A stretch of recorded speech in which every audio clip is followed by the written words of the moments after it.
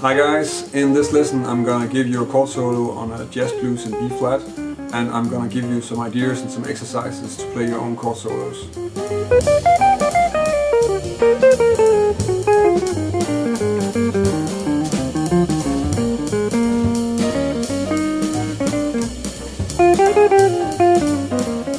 Chord solos are a nice thing to throw in there as a variation to just playing single note lines if you're playing a whole set of music. And if you can play a chord solo, you're probably also gonna be able to play comping much more freely, and that means that you can interact better with the soloist that you're playing behind, which is a very useful thing in jazz. When you want to work on chord solos, it can be a good idea to take a progression that's not too complicated and then you know really well, and that's why a 12-bar blues is a very useful progression to start on. Let's first check out the solo that I've recorded.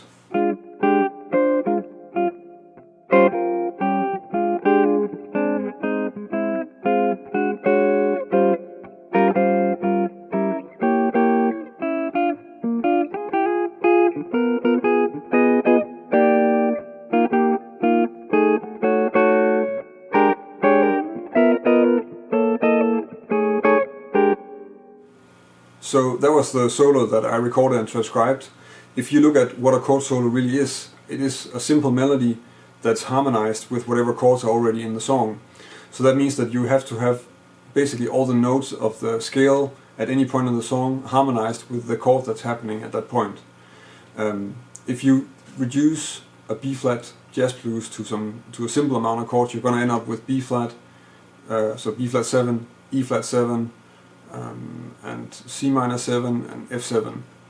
And just to give you the tools to work on these solos and to start making your own solo lines on a B flat blues, I've written out harmonized scales for each of those chords. So let's just go over them. So the first chord that I'm gonna use when I'm harmonizing the scale is a B flat 7. So it's a B flat 7 out of the E flat major scale, and the chords will be this.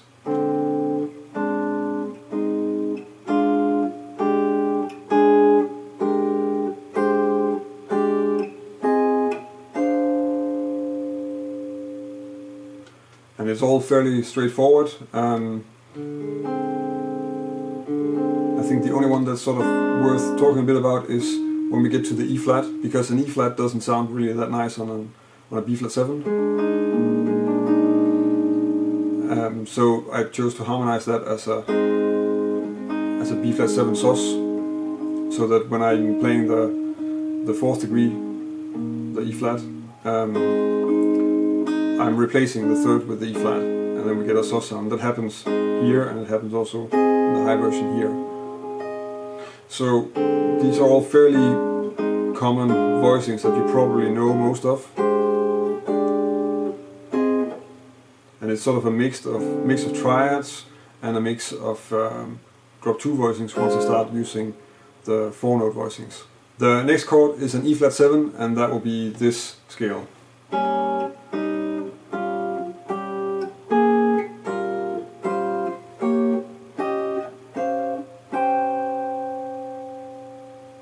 So, starting out with this G diminished triad, I think this voicing you probably know as the top of this E flat 7 voicing, and then this which you could see as the top of this E flat 9 voicing that you probably already know. Then just moving up the scale, here I'm doubling the third because that's sort of the easiest way to do it technically. You could have done this too.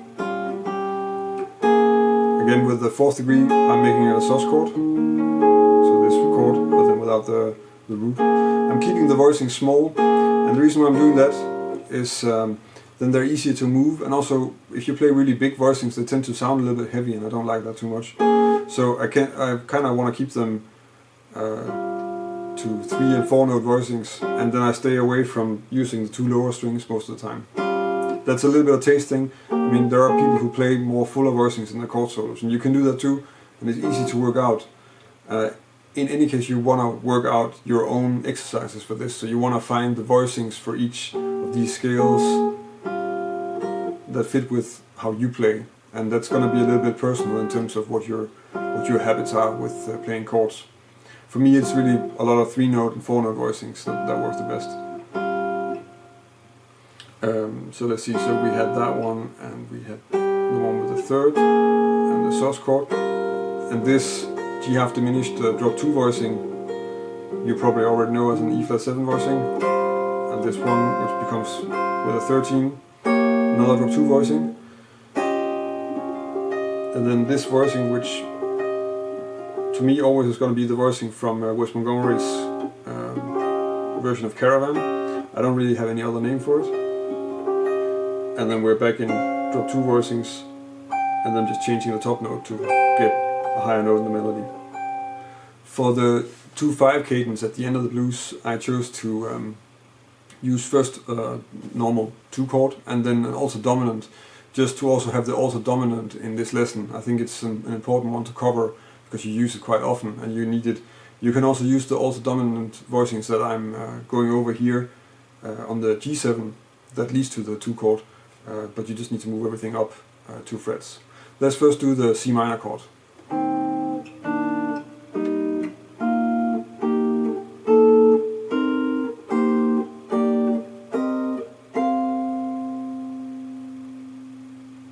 So nothing really groundbreaking, I guess.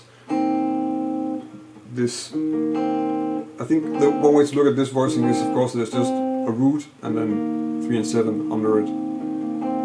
And then this, which is just the top part of this C minor 9 voicing that you probably already know. Straight ahead E flat major triad, or the top of this drop 2 voicing, and it depends on how you want to see it. And then we get a lot of voicings that are sort of coming out of this drop 3 voicing. So first this C minor 11, normal C minor, C minor 13. This is not a voicing, I'm not really going to use this as something that I'm going to land on a C minor chord, because the point of the C minor chord in a cadence is that it's suspending the A, so the A is only going to be a passing note. And you can of course harmonize it in different ways, and right now I chose to just harmonize it as this C minor 13. I'm not really using it in the solo, so and then I get this C minor 7, and this drop 2 voicing C minor with a 9, another drop 2 voicing, and then drop 2 voicing with an 11, and that's it for the C minor. The voicings for the F7 altered sound like this.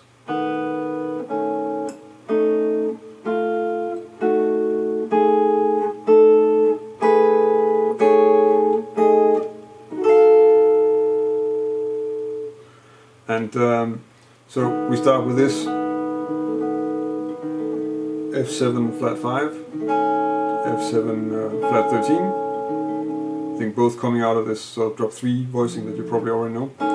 Then we get this F7 flat 13 with the 7th in the melody, normal F7, well actually without alterations but just with a root on top, and then flat 9, sharp 9, of course when I played in the exercise without the root, with the 3rd in the melody, and then we get these drop 2 based voicings, so flat 5, flat 13 again, 7th, and then sort of the flat 9 version of the Wes Montgomery voicing that I talked about on the E flat, and that's it. That were a few exercises that should help you build the chord vocabulary that you need to play chord solos. As I already mentioned while I was talking about the exercises, you're better off making your own exercises than just using mine. So maybe check out mine and then see if you can take into account whether you want to play something else, and if you have voicings that fit better with your habits for playing chords, then you should probably use that, since you have to do that when you're soloing anyway. The next thing I'm going to do is that I'm going to try to go over the chorus that I played and transcribed myself, and then try to explain what's going on and the kind of melodies. And I think what you're going to hear a lot there is also that we can't play as many notes when we're playing when we're playing chord solos compared to single note lines, simply because we have to sort of use more fingers to play each thing than we play, and that means that we have to rely a little bit more on rhythm, and we have to rely a little bit more on repeating notes and more riff-like melodies. And that doesn't really have to be a bad thing, that's just the way that is. And it also works well because when you're harmonizing a note, it sounds much more heavy, so the melodies have to be a little bit simpler to make sense probably. And actually the kind of melodies that you end up making with the chord solos can be really effective if you take them back to the single note lines, because you can sort of get a more sense of strong rhythm ideas in some of your single note lines instead of just playing endless rows of 8 notes. So in that way this can sort of fold back into your single note line solos and help that too. Let's look at the solo. The first phrase sounds like this.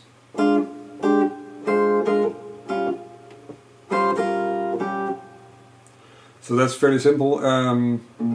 First 2 bars is the B flat blues, B flat 7 and then E flat 7, and it's all based around melodies in the 6th and 8th fret. And all the B flat lines are using basically this foundation for the chord and then just the melody on top. So, and then to keep the same kind of melodic range on the E flat, I use this voicing for the E flat 7 and then this melody. The second phrase sounds like this.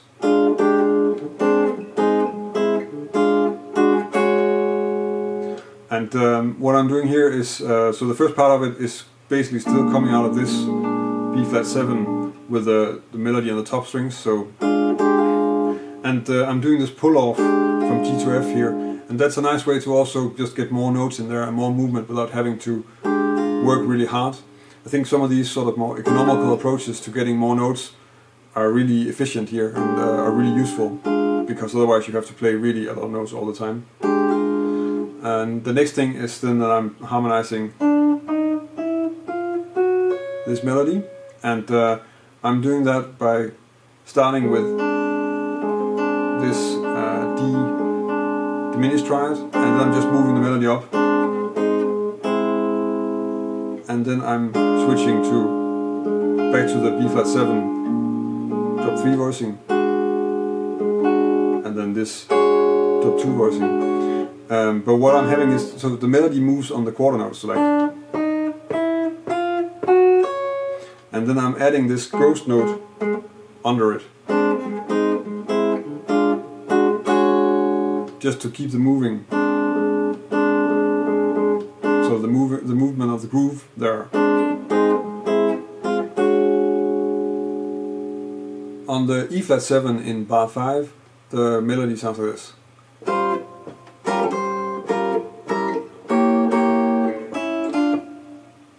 So what's going on here? I'm starting off with, again, we're staying in the same area for the E flat 7 in the beginning, so just this E flat 7 13. And I'm actually making the whole phrase for that first bar just with switching back and forth between these 2 notes. So that's again this riff idea that you use for melodies. And then I'm going to this diminished chord on the E diminished. And then the fact that we can move that up works well, and that gives us sort of a conclusion on the first phrase. So we get the entire thing is like.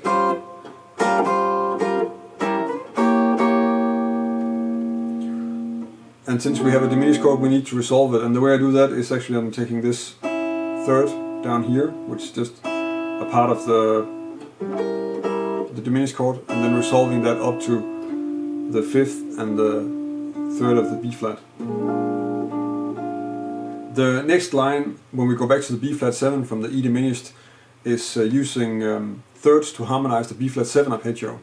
And this is a nice way to harmonize arpeggios, because if you harmonize them with complete chords, then the fact that you're moving around in inversions like that can sound a little bit heavy and a little bit busy. So that's why I'm using thirds quite often. I made another lesson on this that I'll link to here, and you can check that out if you want to get into that in more detail. The line sounds like this.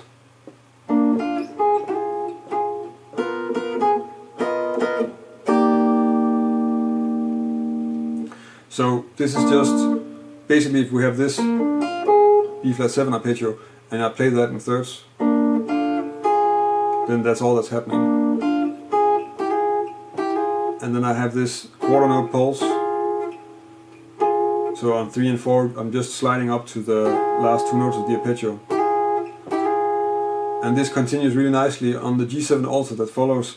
I can just move up to this sharp 9 voicing, and it really sounds, so the introduction of one more voice is quite smooth, so it sounds quite natural to just go there and then start using chords again. And then I move up to this drop 2 voicing for the G7 altered, and I resolve that to the C minor 9. The 2-5-1 cadence sounds like this.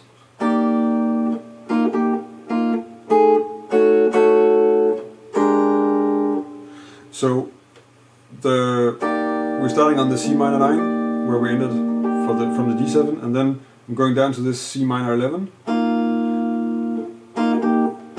and then just sort of back and forth actually on that one, up to this F7 altered like this, and then this F7 flat 9, flat 13 as a conclusion on that, so the whole melody is going to be, and this resolves really nicely down to this B flat 7 with a 13. The final turnaround sounds like this.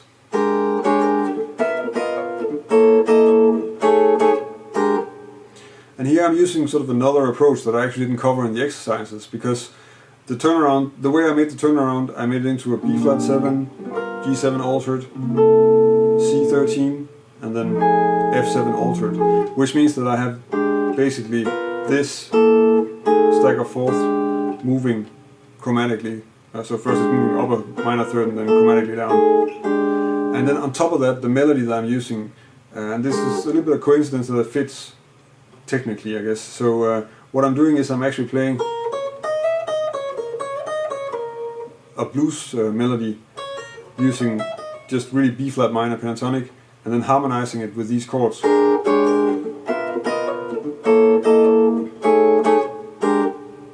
And you can get away with this. It's not all melodies you can play, but there are some of them that work really well. You have to be a little bit careful how you mix the notes. But it's a nice trick to have, because you really get the idea that I'm playing quite a lot of chords, but I'm still just playing blues on top of it. And it really works well, I think.